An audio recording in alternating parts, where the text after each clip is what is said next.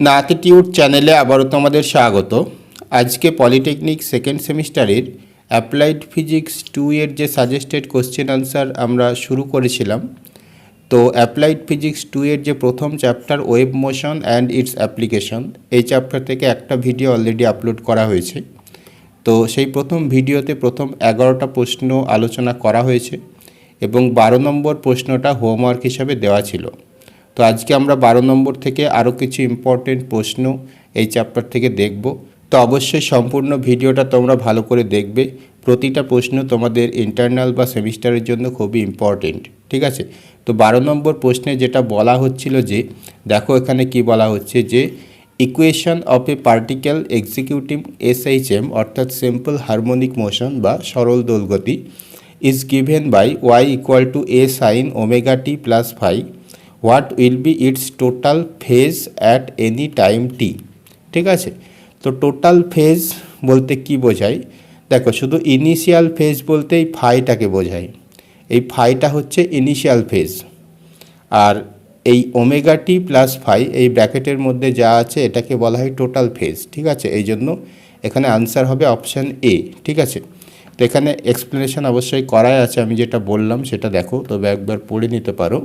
কি বলা হচ্ছে? The equation of displacement y equal to A sine omega t plus phi, এরকম যদি ইকুয়েশন হয় তাহলে এখানে কি বলছে? The phase of this equation is omega t plus phi.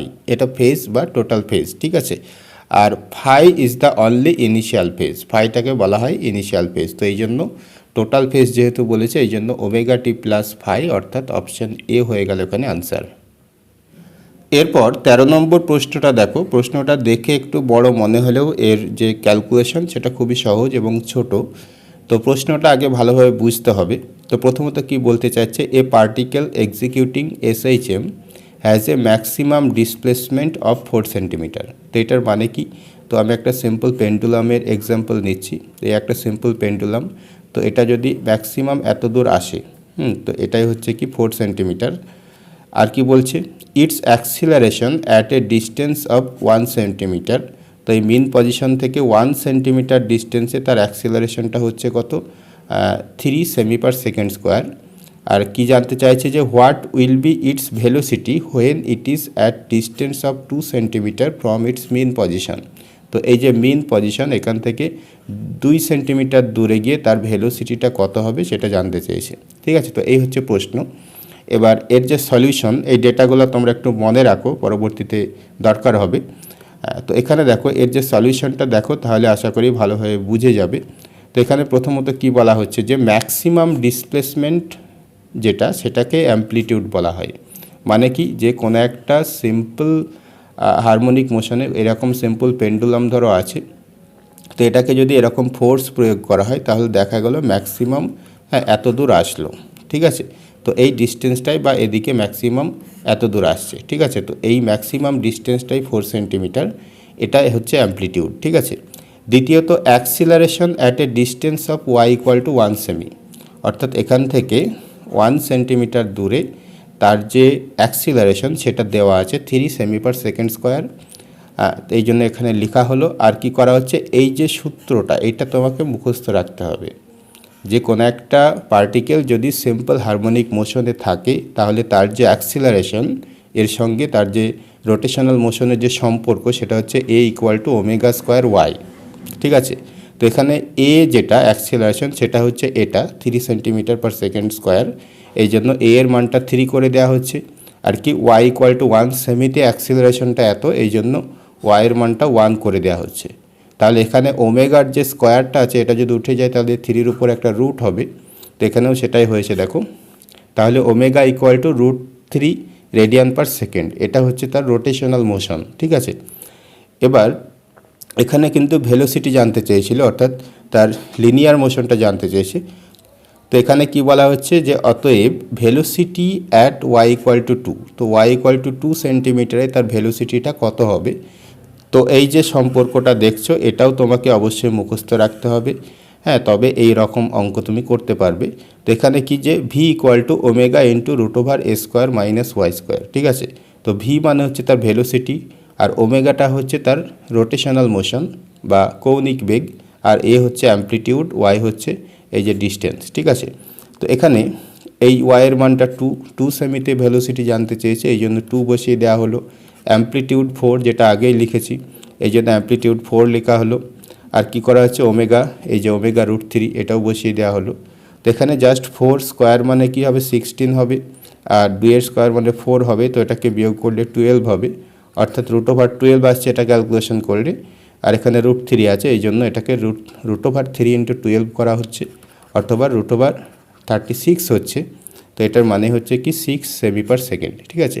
তো এটাই হচ্ছে ভেলোসিটি, অর্থাৎ মিন পজিশন থেকে 2 সেমি দূরে তার ভেলোসিটি হবে এটা, অর্থাৎ 6 সেমি পার সেকেন্ড, ঠিক আছে।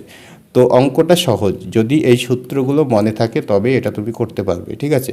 তো এরকম অঙ্ক আরও যদি কিছু পাও বই থেকে অবশ্যই তোমরা প্র্যাকটিস করবে। এরপর 14 নম্বর প্রশ্নে যেটা বলছে যে mention types of mechanical wave, mechanical wave কয় ধরনের, অর্থাৎ যান্ত্রিক তরঙ্গ কয় ধরনের সেটা উল্লেখ করতে বলছে। তো এখানে অ্যান্সার করা হয়েছে types of mechanical wave, there are primarily 2 types of mechanical wave, namely 1 number হচ্ছে ট্রান্সভার্স ওয়েভ, যার বাংলা হচ্ছে তির্যক তরঙ্গ। আরেকটা হচ্ছে কি লঙ্গিচুইডিনাল ওয়েভ, যার বাংলা হচ্ছে অনুদৈর্ঘ্য তরঙ্গ, ঠিক আছে। তো পরবর্তীতে আরও ডিটেলসে এগুলো প্রশ্নোত্তর আছে, তোমরা দেখো। যেমন এরপরে 15 নম্বর প্রশ্নটা দেখো কি বলা হচ্ছে এখানে, হ্যাঁ, what are transverse wave, give example. Transverse wave বা তির্যক তরঙ্গ কাকে বলে, উদাহরণ দাও। তো এখানে ট্রান্সভার্স ওয়েভ হেডিং করা হয়েছে, in transverse waves the displacement of the particle is perpendicular to direction of propagation of wave. তো এই কথাটার মানে কি, কোনো একটা ট্রান্সভার্স ওয়েভের ক্ষেত্রে তার এখানকার যদি কোনো একটা পার্টিকেলকে যদি কনসিডার করি, তো এই পার্টিকেলটা এরকম আপ ডাউন এরকম করে তার ডিসপ্লেসমেন্টটা হয়, ওঠানামাটা হয়, ঠিক আছে। আর ওয়েভটা যাচ্ছে এই দিকে, ঠিক আছে। তার মানে এটা হচ্ছে কি পারপেন্ডিকুলার, অর্থাৎ 90 ডিগ্রিতে আছে, অর্থাৎ ডিসপ্লেসমেন্ট এই বরাবর হবে, আর ওয়েভ প্রোপাগেশন বা তরঙ্গের যে বিস্তার সেটা এই দিক বরাবর হচ্ছে, ঠিক আছে। তারপর এখানে কি বলছে, the particles do not move along the wave. তো এখানে যে পার্টিকেলটা থাকছে এটা কিন্তু ওয়েভের সঙ্গে সামনে এগিয়ে যায় না, ঠিক আছে। They move up and down, এটা জাস্ট উপরে এবং নিচে এরকম আপ ডাউন করতে থাকে অ্যাবাউট দেয়ার ইকুইলিব্রিয়াম পজিশন, ঠিক আছে, তাদের যে মেন পজিশন থেকে। এরপর এখানে কিছু এক্সাম্পল দেওয়া হয়েছে, এগুলো কি বলা হচ্ছে দেখো। তো এক্সাম্পল অবশ্যই কিছু মনে রাখতে হবে। এখানে যেমন বলছে যে some example of transverse waves আর, 1 নম্বরে যেটা বলছে the ripples on the surface of water, অর্থাৎ একটা জলের সারফেসের উপর যদি একটা ঢিল ছোড়া হয় তাহলে তোমরা দেখবে যে এরকম গোল গোল করে এরকম করে কিছু ওয়েভ তৈরি হয়, ঠিক আছে। বা সেটাকে এরকম করে দেখতে গেলে এরকম হয় ব্যাপারটা, তো এরকম ওয়েভ তৈরি হয়। তো এটা হচ্ছে অন্যতম একটা প্র্যাকটিক্যাল এক্সাম্পল, ঠিক আছে, ট্রান্সভার্স ওয়েভের একটা সহজ এবং প্র্যাকটিক্যাল এক্সাম্পল। তো এই জলের উপর ঢিল ছুঁড়ে ধরো এখানে যদি কোনো একটা কাগজ বা এরকম কিছু পড়ে থাকে, সেটা দেখবে যে এরকম করে ওঠানামা করে, ঠিক আছে। তো এখান থেকে ব্যাপারটা বোঝা যাবে যে অর্থাৎ জলের যে অণুগুলো সেগুলো এরকম করে ওঠানামা করে, কিন্তু এদিকে এগিয়ে যায় না, ঠিক আছে।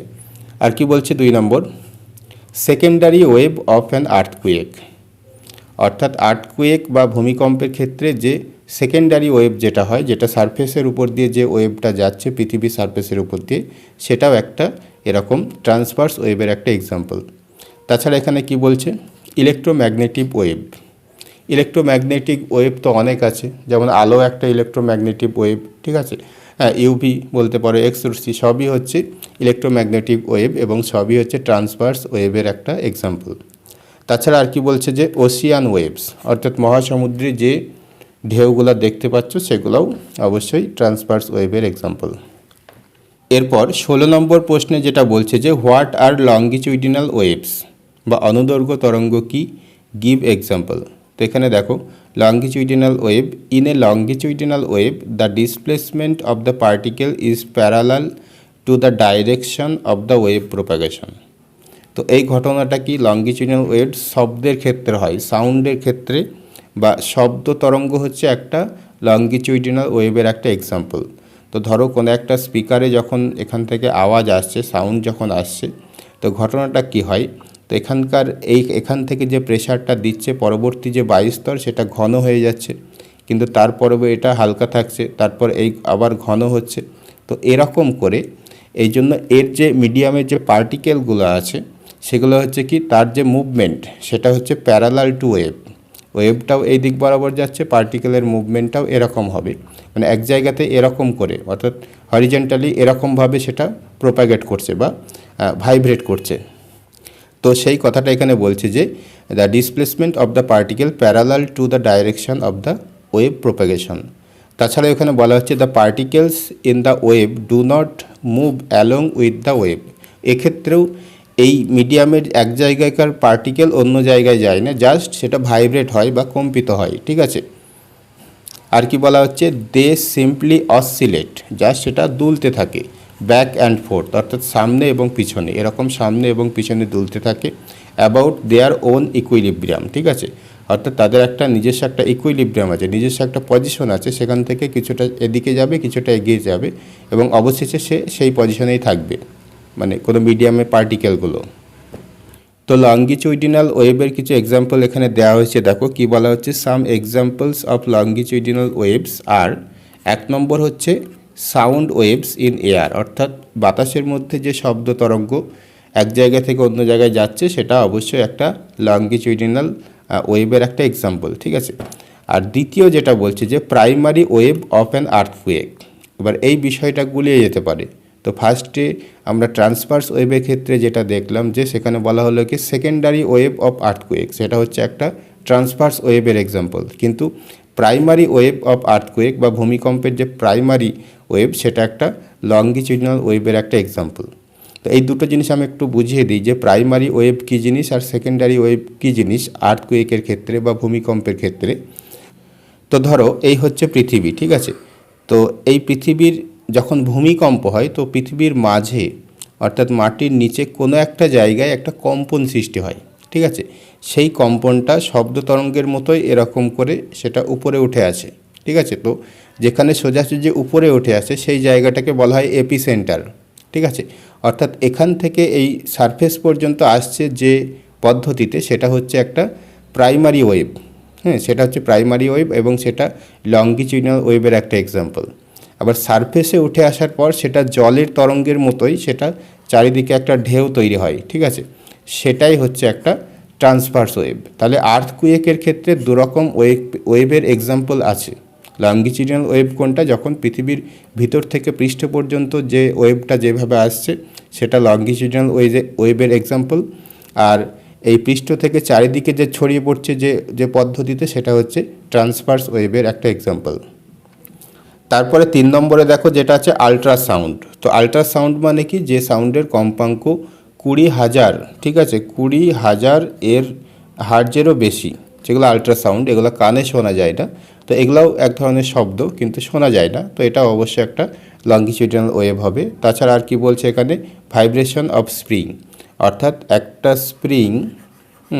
স্প্রিং যদি ভাইব্রেট করা হয়, এই অংশে যদি ভাইব্রেট হয় তো সেই ভাইব্রেশনটা নিচে পৌঁছায়, তো সেটাও একটা লঙ্গিচুডিনাল ওয়েভের একটা এক্সাম্পল। এরপর 17 নম্বর প্রশ্নটা দেখো কি বলা হচ্ছে, in which medium transverse wave can not propagate. তো এখানে একটা জিনিস তোমরা অ্যাড করে নেবে, এর আগে একটা মেকানিক্যাল শব্দ এখানে আসবে, মেকানিক্যাল ট্রান্সভার্স ওয়েভ, আসলে কথাটা হবে মেকানিক্যাল ট্রান্সভার্স ওয়েভ, ঠিক আছে। অর্থাৎ মেকানিক্যাল ট্রান্সভার্স ওয়েভ সেটা কোন মিডিয়ামে যেতে পারে না। তো এখানে অ্যান্সারটা দেখো কি বলা হচ্ছে, ফর এ ট্রান্সভার্স ওয়েভ, এটাও মেকানিক্যাল হবে, for a mechanical transverse wave to propagate through a medium, কোনো একটা মিডিয়ামের মাধ্যমে বিস্তার লাভ করার জন্য the medium should be rigid, মিডিয়ামটাকে অবশ্যই রিজিড বা শক্ত হতে হবে বা দৃঢ় হতে হবে। So transverse waves can only be produce in solid, এই জন্য মেকানিক্যাল ট্রান্সভার্স ওয়েভ যেটা শুধুমাত্র সলিডের মধ্যে দিয়েই যেতে পারে। তবে এখানে আরেকটা কথা বলা আছে, and on the surface of লিকুইডের সারফেস উপর দিয়েও কিন্তু ট্রান্সভার্স ওয়েভ যেতে পারে। তাহলে কোন মিডিয়ামে ট্রান্সভার্স ওয়েভ বা মেকানিক্যাল ট্রান্সভার্স ওয়েভ কোন মিডিয়ামের মধ্যে দিয়ে যেতে পারবে, হয় সেটা সলিড মিডিয়াম হতে হবে অথবা লিকুইড সারফেস হতে হবে। আর কি বলছে, but they can not be produce inside liquid or gases, অর্থাৎ গ্যাস মাধ্যমে বা তরলের মধ্যে দিয়ে এই মেকানিক্যাল ট্রান্সভার্স ওয়েভ কিন্তু যেতে পারে না বা প্রোপাগেট করতে পারে না বা বিস্তার লাভ করতে পারে না। ঠিক আছে, তো এই প্রশ্নটা এমসিকিউ হিসাবেও কিন্তু আসতে পারে। তো ভালো করে বিষয়টা বুঝবে যে কোন মিডিয়ামে মেকানিক্যাল ট্রান্সফার ওয়েভ যেতে পারবে আর কোন মিডিয়ামে যেতে পারবে না। ঠিক আছে, তো আজকে অ্যাপ্লাইড ফিজিক্স 2 এর যে প্রথম chapter wave motion and it's application, এই চ্যাপ্টার থেকে প্রথম 17টা প্রশ্ন কমপ্লিট হলো।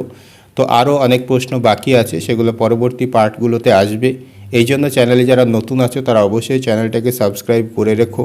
আর ভিডিও কেমন লাগছে অবশ্যই তোমরা কমেন্টে জানাবে। আজকের মতো এই পর্যন্তই।